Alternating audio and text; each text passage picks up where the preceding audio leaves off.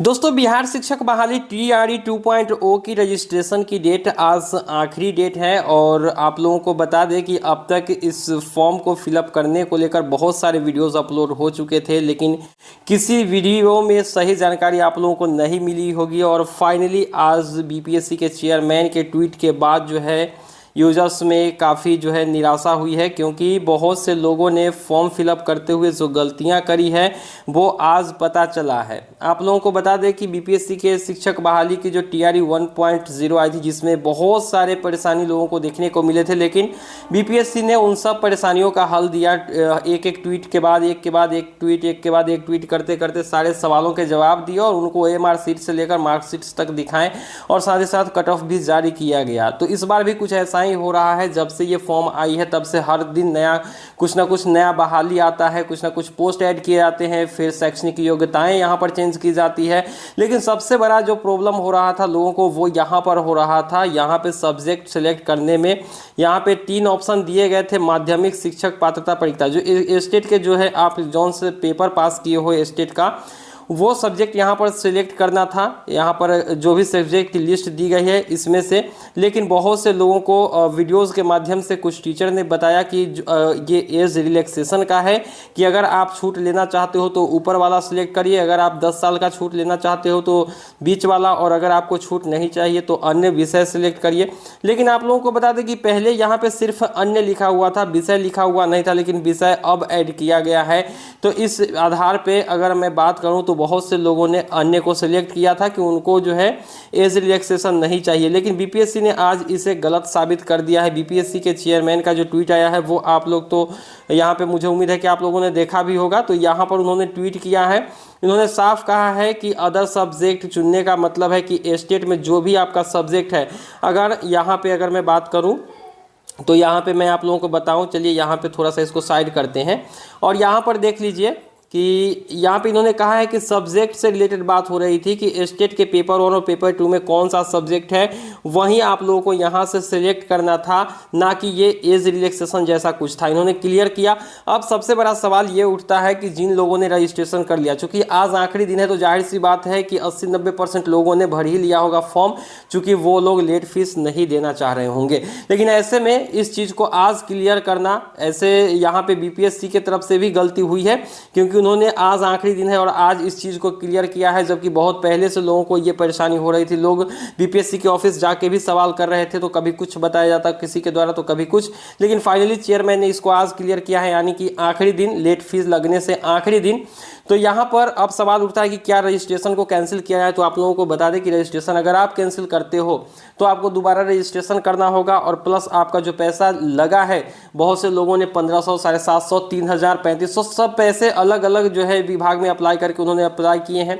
अब वो पैसा उनका जो है रिफंड नहीं होगा। ऐसी स्थिति में क्या उनको यहाँ पर रजिस्ट्रेशन कैंसिल कर देना चाहिए? तो मैं आपको बताते चलूँ, जहाँ तक मेरा मानना है, क्योंकि बीपीएससी ने कुछ क्लियर नहीं किया इस मामले में, उन्होंने बस कह दिया है कि इसका जो है सब्जेक्ट से लेना देना है, एज से लेना देना नहीं है। लेकिन जहाँ तक मुझे लगता है कि इससे ज़्यादा फर्क नहीं पड़ना चाहिए, क्योंकि आपने अन्य विषय भले ही सब्जेक्ट में सेलेक्ट कर लिया है, लेकिन जब आप अप्लाई करने जाते हो तो वहाँ पर भी नीचे में आपसे सब्जेक्ट पूछा जाता है कि आप कौन से सब्जेक्ट के लिए किस विभाग में अप्लाई करना चाहते हो। तो यहाँ से दिक्कत नहीं होना चाहिए। लेकिन अगर आप लोगों को लगता है कि दिक्कत हो सकता है तो आप लोगों के पास एकमात्र विकल्प है कि आप लोग अपने रजिस्ट्रेशन को कैंसिल करके दोबारा अप्लाई कर लीजिए।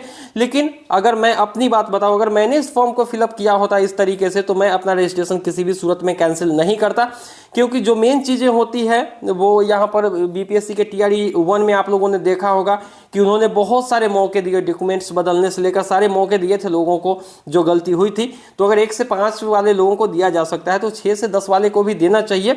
तो और वैसे भी बीपीएससी ने शिक्षक अभ्यर्थियों का ही सहयोग किया है, तो इस हिसाब से मुझे नहीं लगता है, चूँकि ये चीज़ें बीपीएससी को पता चल गई है, और चूँकि अन्य विषय बहुत सारे लोगों ने सिलेक्ट कर लिया है, आज आखिरी दिन भी है बिना लेट फी के, तो ऐसे में अन्य विषय सिलेक्ट कर लिए हैं तो दिक्कत नहीं होना चाहिए। बाकी विषय तो आप लोग आगे सिलेक्ट करेंगे ही कि किस चीज़ का आपको टीचर बनना है।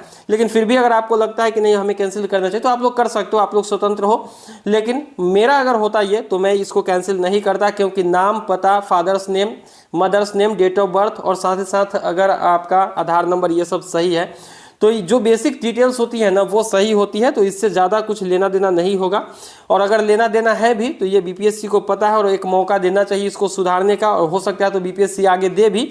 लेकिन यहाँ पे जहाँ तक रजिस्ट्रेशन कैंसिल करने का सवाल है, तो अगर आपने 1-2 विषय के लिए अप्लाई किया है तो कैंसिल करके आप लोग फिर से कर लीजिए। लेकिन यहाँ पर बीपीएससी ने क्लियर नहीं किया है कि उनको कैंसिल करना चाहिए। और वैसे भी इससे पहले भी अगर मैं बात करूँ तो सीटेट के सर्टिफिकेट नंबर को लेकर या फिर स्टेट के सर्टिफिकेट नंबर को लेकर जो लोग भर चुके थे नॉट अवेलेबल, तो वहाँ तक तो ठीक था। उसके बाद उन्होंने कहा कि जो लोगों ने नॉट अवेलेबल भर लिया है वहाँ तक ठीक है, लेकिन अब से वो लोग नहीं भरेंगे क्योंकि सीटेट का जो मार्कशीट नंबर है वही उनको भरना था।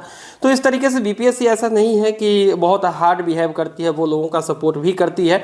तो इस हिसाब से आप लोगों को रजिस्ट्रेशन कैंसिल नहीं करना चाहिए। लेकिन ये आपके ऊपर पूर्णतः डिपेंड करता है कि आप अपना रजिस्ट्रेशन कैंसिल कराना चाहते हो, करना चाहते हो या फिर नहीं। लेकिन मेरा मानना है कि अन्य विषय आपने सिलेक्ट किया है, गलती से सिलेक्ट हो गया है, लेकिन सब्जेक्ट तो आगे आप लोग चुन ही रहे हो, तो इससे कोई दिक्कत नहीं होता है। और यहाँ पर भी एज रिलैक्सेशन ऐड नहीं करना चाहिए था बीपीएससी को, ये अलग से एज रिलैक्सेशन का ऑप्शन दे देती, जैसे एसएससी में दिया जाता है कि अगर आप एक रिलैक्सेशन चाहते हो या फिर नहीं, और उसके बाद बच्चा एज सिलेक्ट करता है, उसके बाद उनको ऑप्शन मिलता है कि 4 वर्ष वाला कि 10 वर्ष वाला।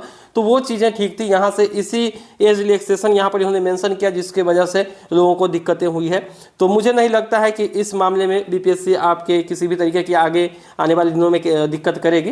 लेकिन फिर भी अगर आपको लगता है तो कैंसिल करके आप रजिस्ट्रेशन कर लीजिए। हालांकि इस पर अपडेट आ सकती है बहुत जल्दी, हो सकता है 1-2 दिन में आ जाए। वैसे भी लेट फी करके आप लोग कई दिनों तक अभी अप्लाई कर सकते हो, मतलब जो है रजिस्ट्रेशन कर सकते हो। वैसे तो 22-25 तक आप लोग फॉर्म भर सकते हो।